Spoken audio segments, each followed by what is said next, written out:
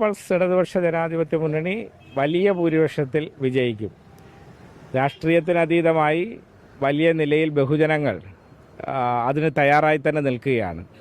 കോന്നിയിൽ കഴിഞ്ഞ 6.5 വർഷം കൊണ്ട് വന്നിട്ടുള്ള മാറ്റം ഈ നാട്ടിലെ ജനങ്ങൾ സങ്കല്പിക്കുന്നതിനപ്പുറമായിരുന്നു.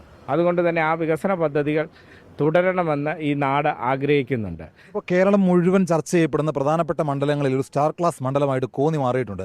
അപ്പോൾ അവിടെ തിരിച്ചു പിടിക്കാൻ UDF നിലനിർത്താൻ LDF ഒരു നിർണായക ശക്തിയാകാനായിട്ട് BJP ഒക്കെ കൊണ്ടുപിടിച്ച ശ്രമങ്ങളാണ് നടത്തുന്നത്. അപ്പോൾ LDF ആത്മവിശ്വാസം എന്താണ്?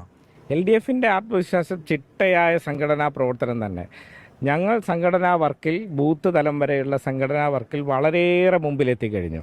അതോടൊപ്പം തന്നെ ഇവിടെ നാട്ടിൽ നടത്തിയിട്ടുള്ള ഡെവലപ്മെൻറ്റ് ജനം അത് ചിന്തിക്കുമല്ലോ. UDF മലയോര ഹൈവേ പൈസ ഇല്ല ഉപേക്ഷിച്ചു. ആ മലയോര ഹൈവേ യാഥാർത്ഥ്യമാക്കിയതിന് ശേഷം നടക്കുന്ന ആദ്യ തെരഞ്ഞെടുപ്പ് 2014 UDF ഉപേക്ഷിച്ച മെഡിക്കൽ കോളേജ് ജനങ്ങളുടെ കൺമുമ്പിൽ വളർന്നു, അതിവേഗം വളർന്നു. അത് യാഥാർത്ഥ്യമാക്കി അംഗീകാരം വാങ്ങി അതിനുശേഷം നടക്കുന്ന ആദ്യ തെരഞ്ഞെടുപ്പ്. ആ 2 പ്രധാന പദ്ധതികൾ മാത്രമല്ല, മണ്ഡലത്തിലെ റോഡുകളാകെ ഇന്ന് ഹൈടെക് റോഡുകളായി മാറി.